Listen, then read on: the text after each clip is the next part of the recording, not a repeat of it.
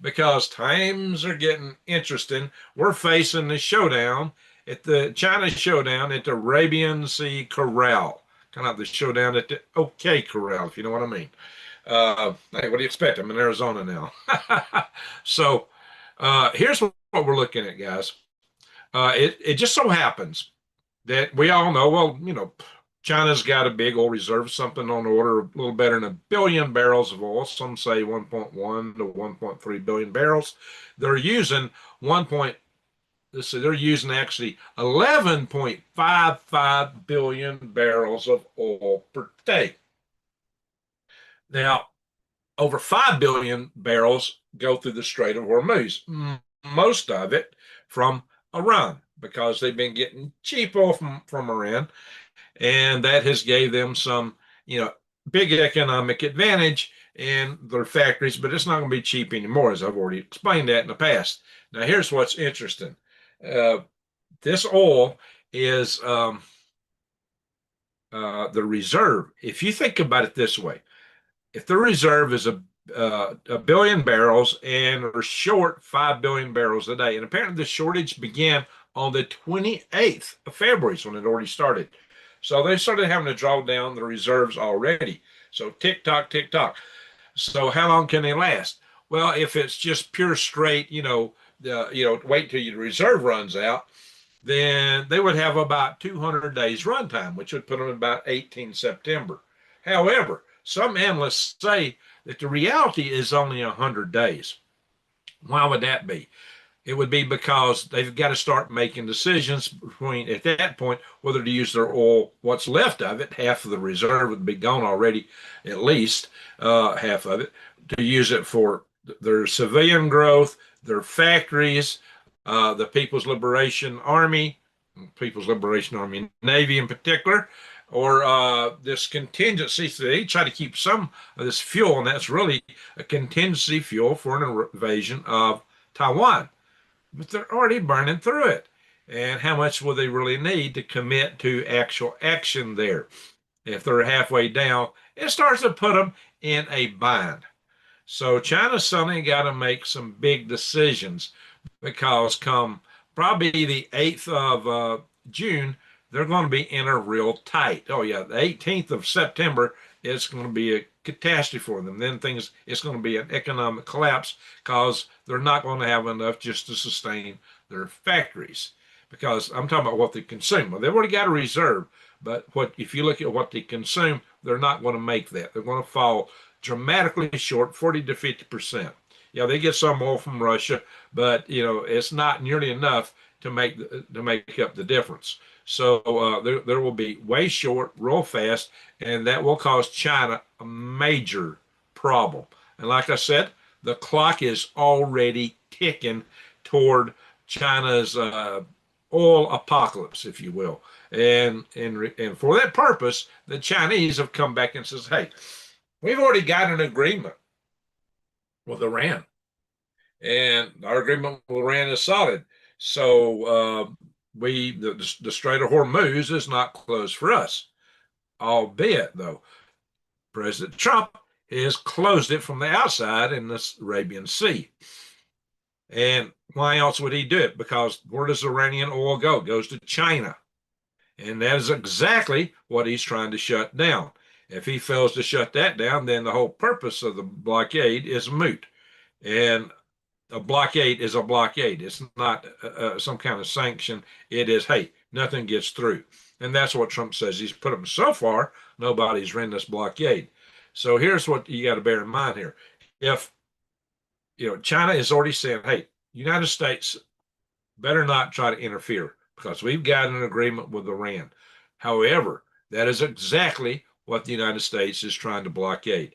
So what is this? United States better not interfere. That's an implicit warning. Will the United States take that to task? Well, the Chinese Navy could show up in the Arabian Sea. But here's the thing. China has a much vaster Navy than the United States.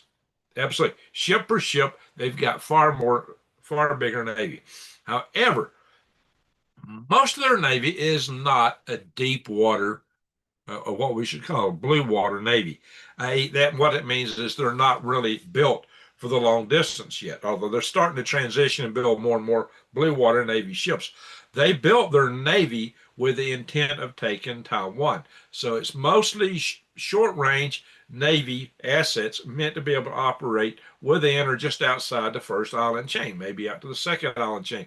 But the Arabian Sea is quite a distance around. And if they really wanted to marshal their Navy over there and start a war with us, we could also cut off the Strait of Malacca and really cut them off. So we already got two choke points to control China in that regard if they want to force a war with us.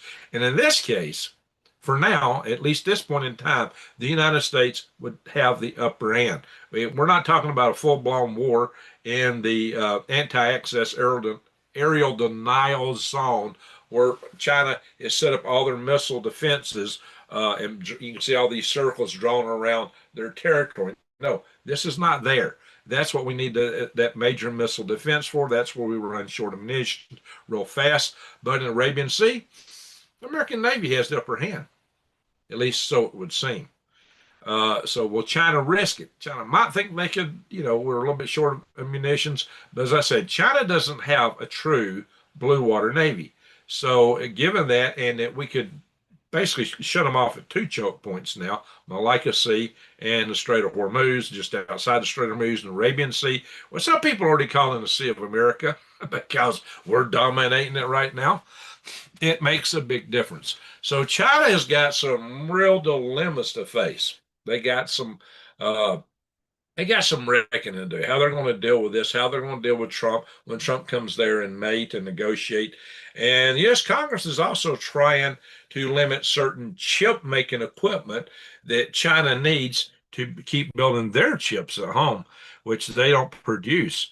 Which would put them in a further bind. China has tried to put us in a bind with rare earth minerals, but this kind of throws it back at them in more than one way.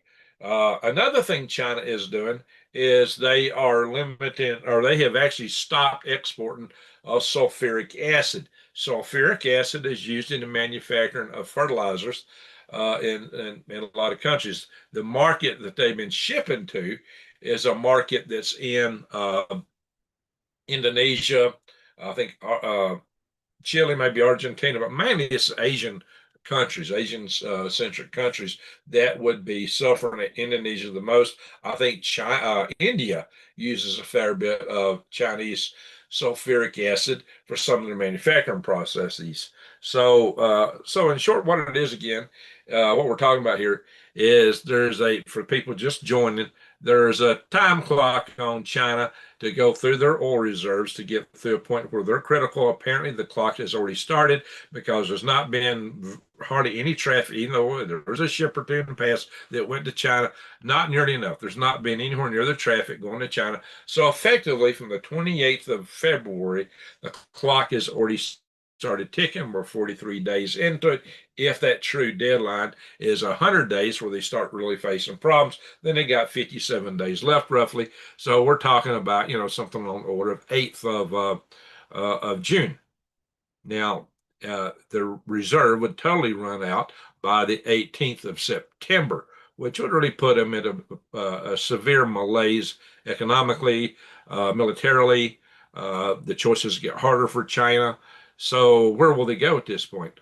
Like I said, we are facing perhaps a situation where China would decide to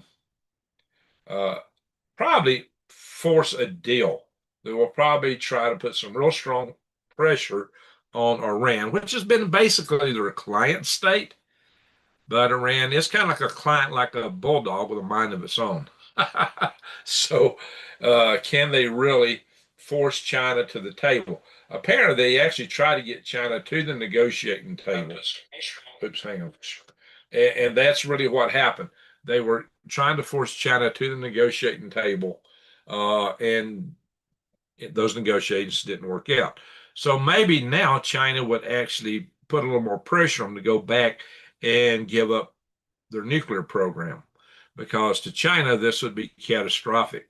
So we'll have to see if they can apply enough pressure to Iran to make Iran negotiate, or if this leverage is just ultimately aimed at China, as I suggested in my previous video, the real target might have been China all along. So this may be exactly what Trump was hoping for. Hey, we got a super chat from Rodney. Thank you, sir.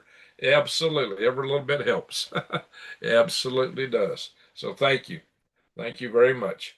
Uh, so, guys, it's going to get interesting. I'm not going to go so long tonight. We're going to go into some articles here, and we're going to try to wrap up fast tonight because I got to get up early in the morning, and I'm starting late. Anyway, so let's do that. Let's go into the news articles because I just gave you the preface here, the what it's about, so you can understand that. So if you're just joining, you might catch that on a rewind.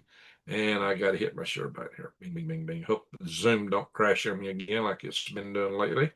And I don't want to go there yet. Let's see. Ding, ding, ding, ding, ding, ding. So we're going to go through these news articles as soon as I can get this stuff where I want it. But before we go to the news, just a word for a little program I set up to help you guys and help me too.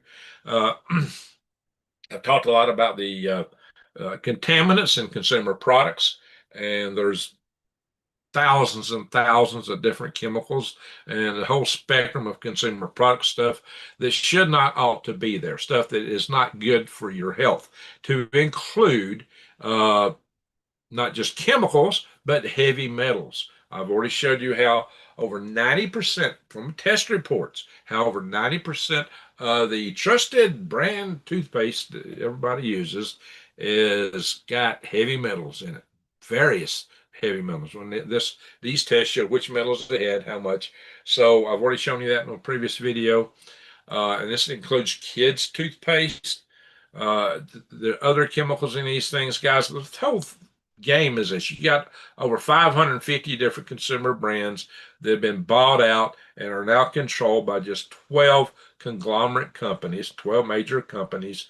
And what they've done is they've changed the formulations in most of these products to make them cheaper, to make them last longer on the shelves. And a lot of these chemicals are having to do that are not good for you.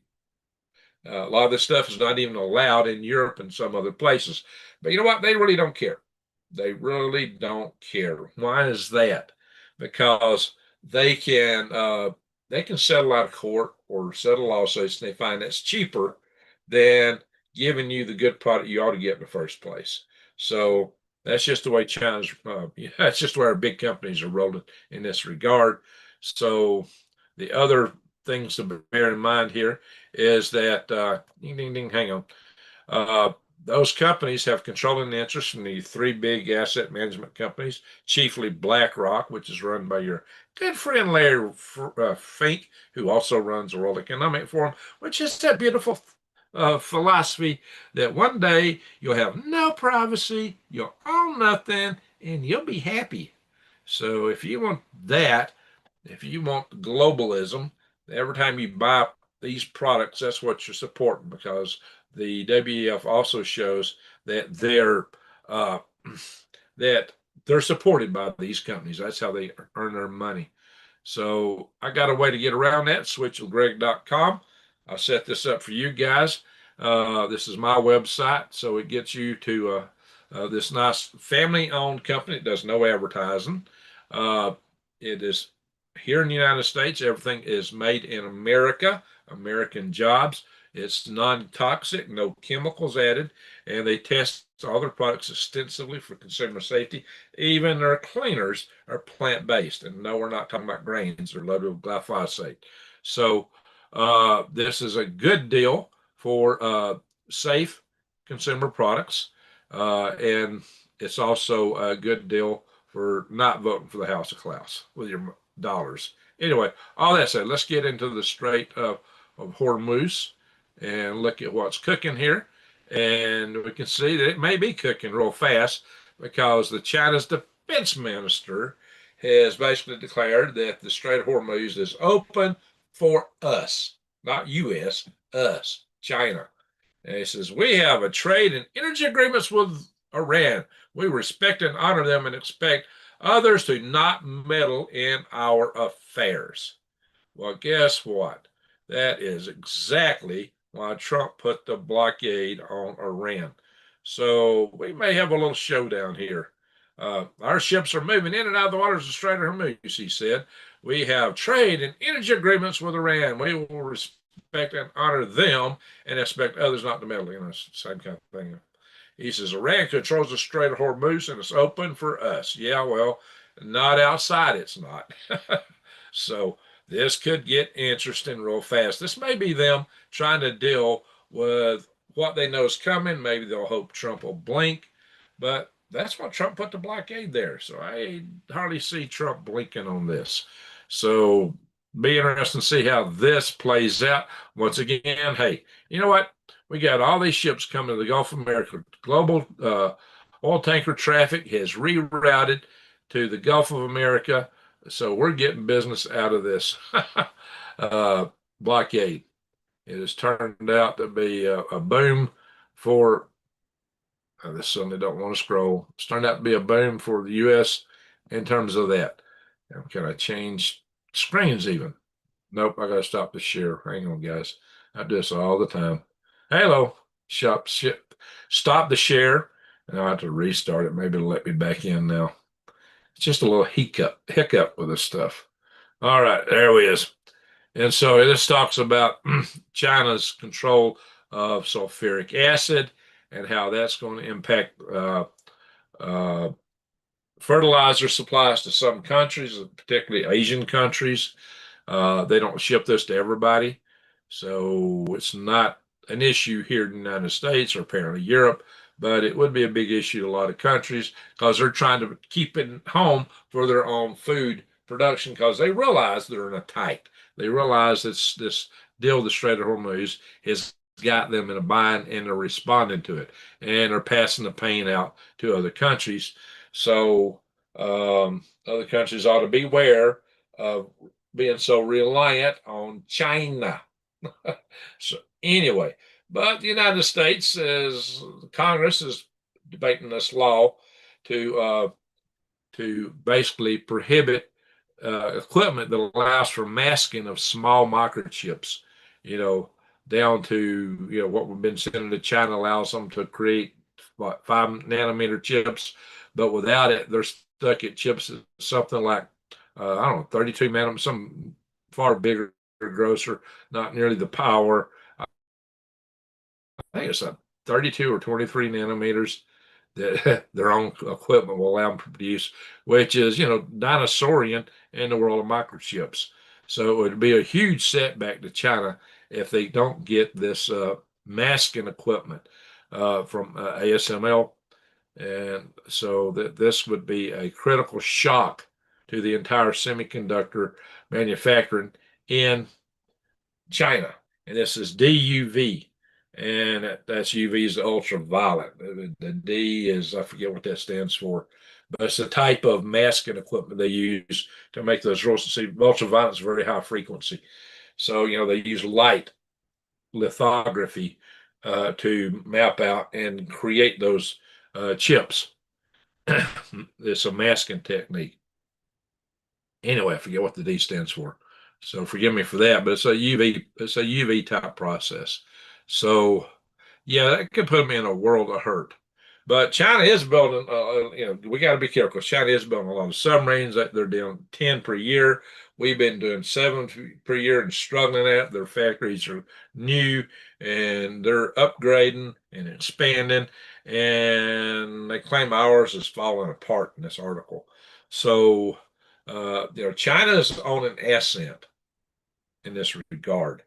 So, if this keeps going down the road, China could put us at a big disadvantage. That's why we got to bring manufacturing back home and to our other countries.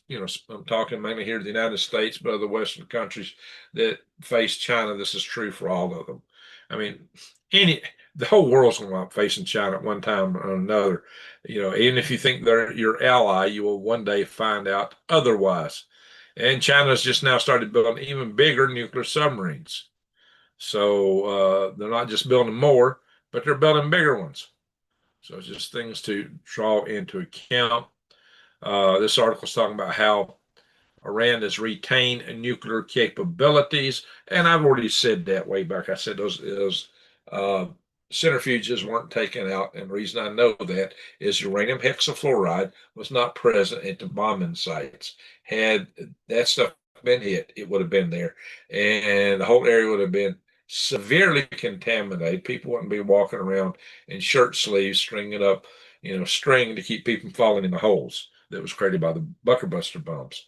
So we know that material is out there. We know they have capabilities in some of their underground facilities, but that is why the United States took the hardline position and took the last negotiations to try to get Iran to give it up. Nobody else. I haven't heard any news reports, no YouTubers, nobody on social media anywhere else talk about uranium hexafluoride. Be glad you come to hear the Green Gregs because I am an engineer. I get this stuff, and nobody else can seem to. They don't even know about it. They can't comprehend it. I don't know what their issue is. I don't know what maybe they're afraid to talk about it. It's maybe one of those secrets that nuclear scientists are disappearing over because you know too much. Yeah. Anyway, well, this one packs heat, plenty of it. So that might be hard to disappear. But now Pakistan is looking at sending troops to Saudi Arabia. Saudi Arabia wants to attack Iran, apparently. So they're weighing these options. So Saudi Arabia wants the entire Gulf states, several have told the United States to crush Iran. Don't stop.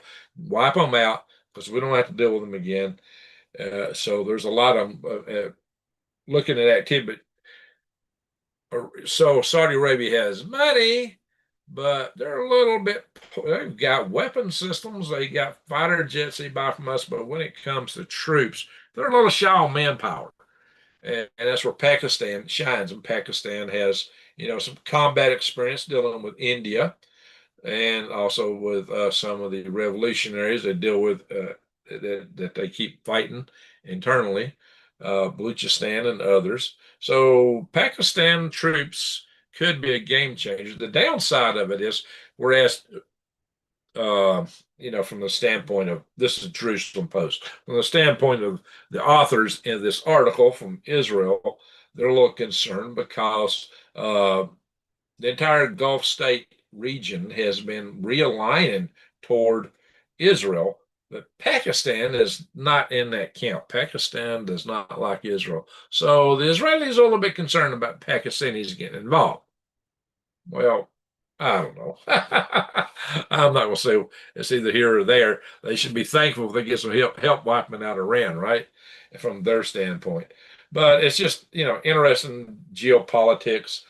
Politics, makes strange bed feathers, and military makes them even stranger. So there you go. War makes even stranger bedfellows than politics. So now here it is. The RGC, the Iranian military, they've been warning, since now they're late. They told us back yesterday, they told the U.S. Navy, this is your last warning. Stop now. Do not enter the Strait of Hormuz. Last warning. Well, the U.S. Navy just ignored them. Now they come out and says, hey, we got this god-awful weapon you ain't never heard of. You got no idea what we got. We got something big. And the U.S. Navy just goes in, and they're sweeping mines right now. Oops. I can't. Are we going to get to see this article or not? Yeah. Navy and allies begin mine clearing operations in the Strait of Hormuz. Well, there you go. I guess we saw enough of it. I read it in another news service that lets me read those kind of articles. I can't display here. Anyway, so American Navy just ignore them. Well, okay, whatever. We're going to do our job. And so far, they've not been attacked. Contrary to what a lot of other YouTubers were claiming was going to happen. I'm not saying they won't get attacked, but apparently Iran is struggling more than they want to let on. Well, maybe they would have done it. So they're making a lot of threats and they're not carrying through with them. Why is that? Why is that? They're blowing a lot of hot air, but now all at once they're not delivering like they did earlier in the war. So something's cooking with that. Maybe it's just a ceasefire. Maybe they got a bigger game. But when you make threats, idle threats, you don't back them up. It really makes you wonder. Makes you wonder what is really going on there. So now Trump is considering bigger actions. I told y'all last night that there's a whole lot of aircraft moving into the Middle East, United States. They're moving in a lot of stuff. But China is also apparently moving weapons to Iran.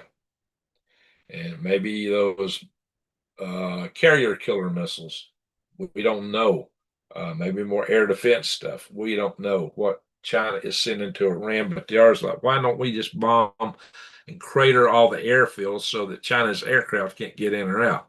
That's what I like to know. Why don't we just crater all those airfields? Maybe the negotiators can't fly in and out, but hey, so much for that. They're not negotiating anyway. So put them on Zoom calls to negotiate. So I don't know. Anyway, this is a synopsis of where our carriers are. We got a little ad popping in the way here. You can now see that USS Boxer, which left San Diego with the 11th Marine Expeditionary Unit, is a whole lot closer now. They still haven't gone through the Strait of Malacca, which is this little strait here.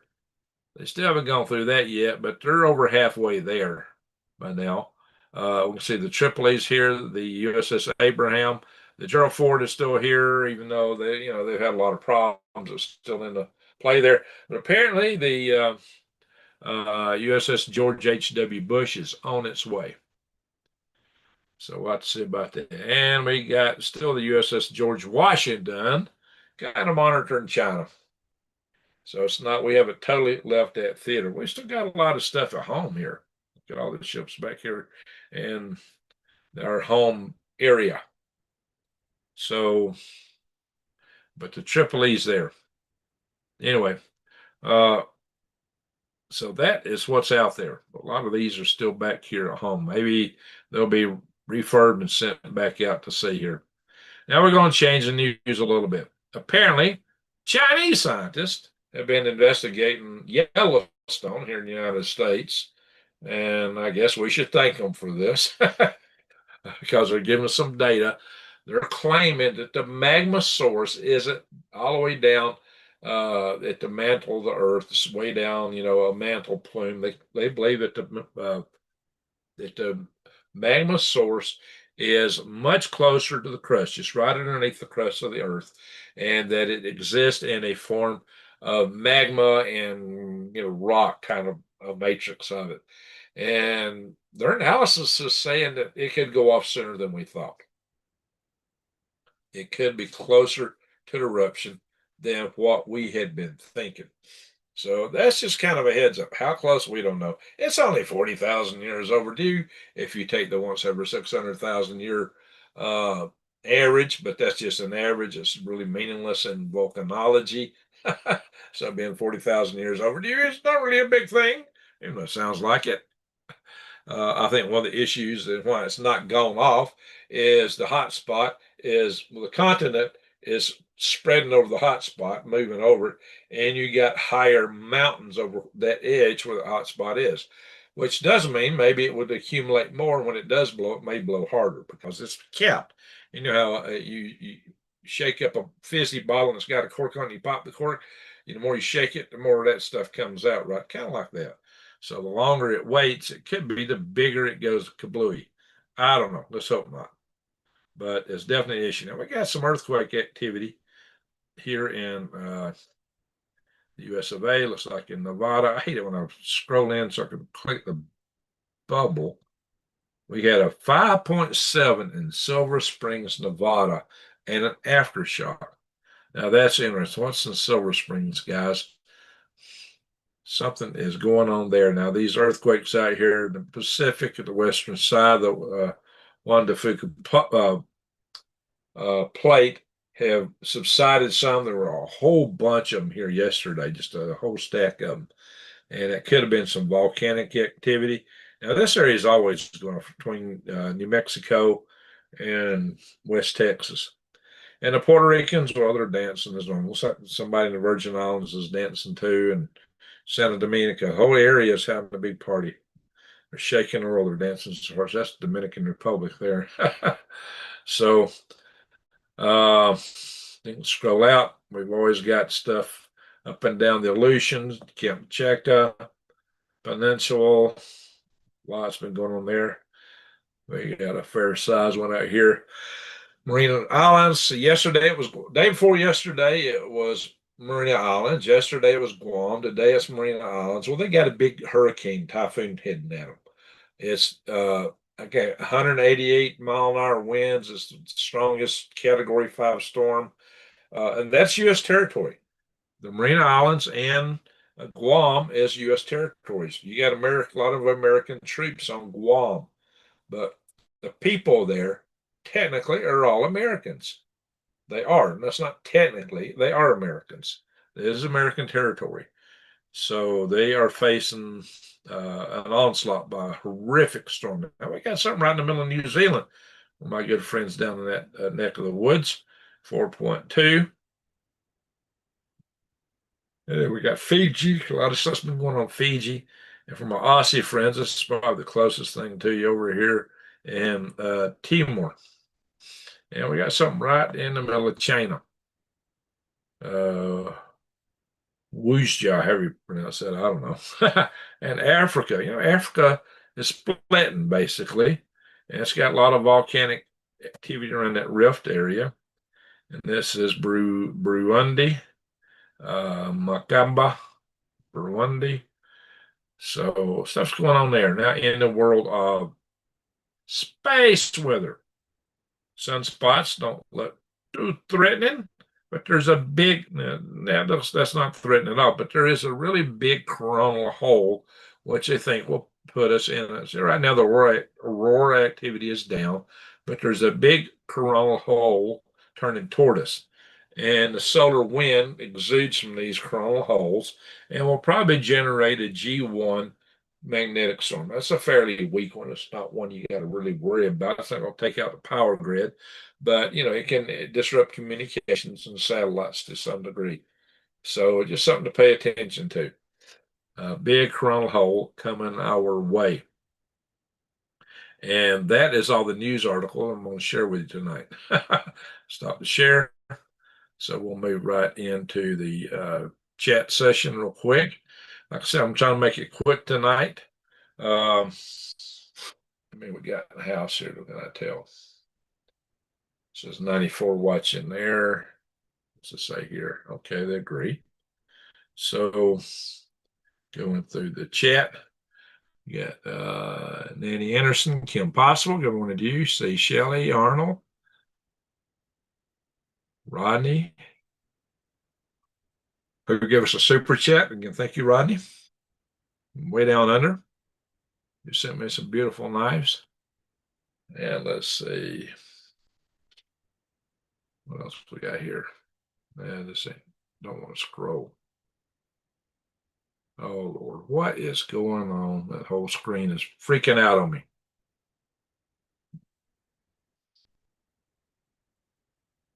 All right, now it's working. Stay safe, guys. New Days. How are you doing, New Days?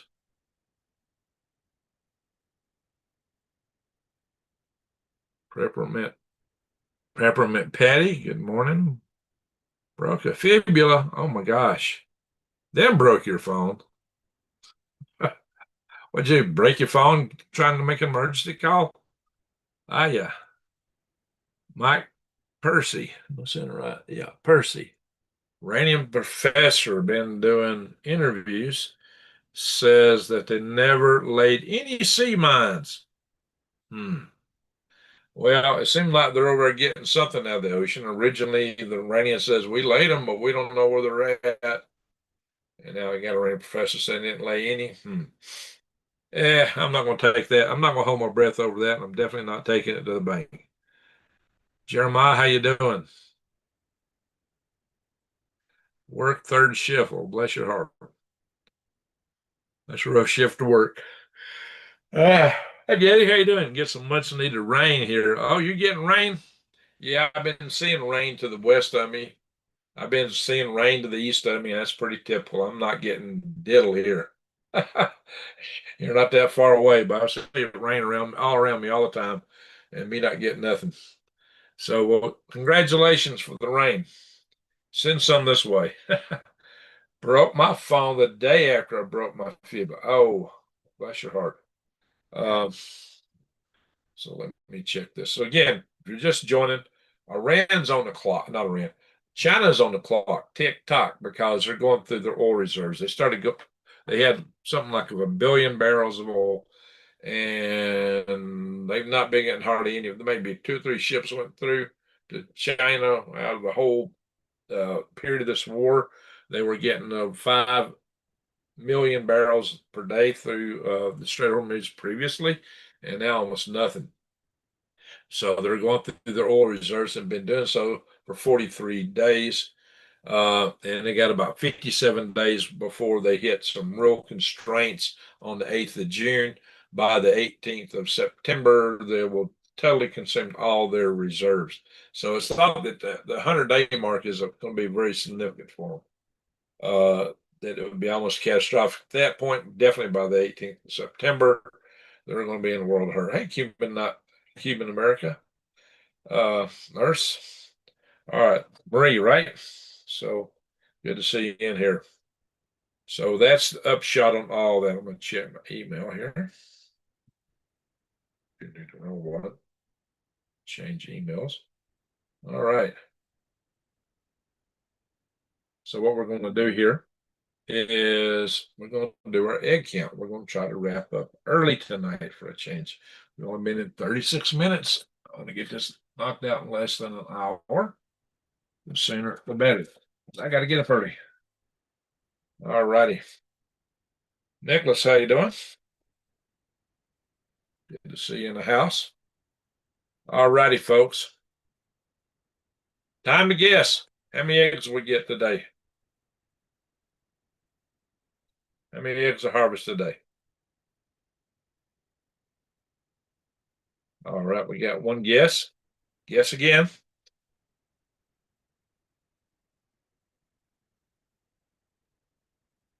How many eggs we get today? Yeah. Oh, excuse me. I ain't hit it yet. Keep going. 9. Okay. Justin Keiser, you got it. 9 eggs. Justin got it. 9. 9 is the number. 9, 9, 9, 9, 9. Oh, Justin got it. 9. All right, hold off. Hold off. We'll wait till the numbers quit scrolling and we'll ask for the next guess.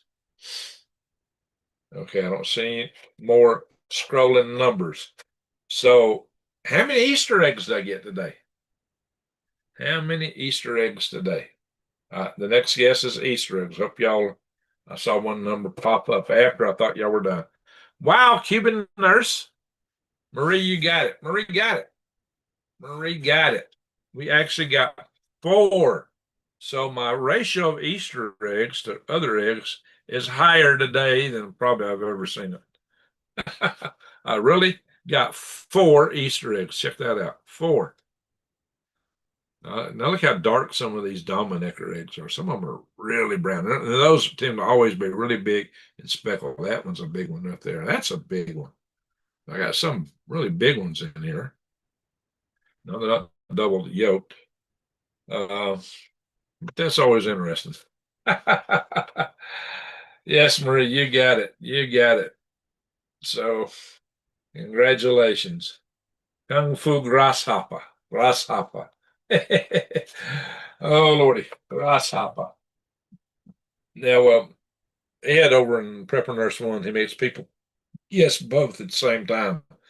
Well, if you got a few hundred in your chat room, that's more doable. But it would take us all night for people to guess both numbers simultaneously. That'd take a long time. So I do one at a time. All righty. Well, we have done the news. the chat room, and the egg guess. And we're only in 39 minutes. To me, that's progress. We got all done fast enough. I didn't have as much news tonight. It's all really on the Strait of Hormuz, and the biggest thing is a potential showdown with China. So stay tuned. We got to see how that turns out. Is China going to blink? Is Donald Trump going to blink? Kind of don't think Donald Trump's going to blink. Is China going to put pressure on Iran to negotiate away their nuclear program? And if they try, will Iran listen to their masters? Yeah, China. But, you know, that's going to be hard pressed. So we're getting interesting times. We'll have to see what happens. So stay tuned. I will stay abreast of this and I'll bring it to you as we find out. Anyway, I want to thank Rodney for the super chat. I want to thank everybody for coming in and watching tonight. I want to thank mods for the job y'all do, keeping our channel clean. And guys, just keep your eyes wide open and head on a swivel, because we don't know what can come at us. We could have lone wolf actors here in the United States, or it could be hacking events, or it could be sleeper cell activity. Still possible. But with or without that, there's people going crazy in this country. I mean, you see the crazy news reports every swinging day. People, yeah, I don't think Trump's going to blink. I do not. If anything, he's going to hammer down harder. And quite frankly, I think if the Chinese ships try to run the blockade, you try to board and seize that ship, and if you can't, sink it. That'll break them from sucking eggs. That's a story we used to say in my neck of the woods, where I'm from in the southeast, about dogs or something else would give problems around a chicken nest. That's an old saying for people that got chickens. Back when I was a kid, everybody had chickens. And I had some of my own back then too. So this is the second time I've had chickens. Got to get me some rabbits and maybe some pigs. Anyway, I've had cows. I've owned my own cattle before. Did you hear about the missing two-star general, Wright Patterson? Yeah, I think the number's up to 10 now. That's a topic I normally cover on Galactic Grace. I think the total number of missing and unexplainedly deceased scientists who worked in high security areas is up to 10.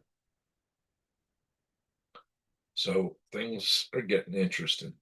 There's a lot of allegations and theories floating around about something coming at us. So I don't know, guys. Just keep your eyes open, head on a swivel, and pray. Stay centered with your maker, but don't panic. I always tell you that. So we're going to call it a night. We're going to call it a night, because what we're going to do here is everybody get some sleep. get your preps.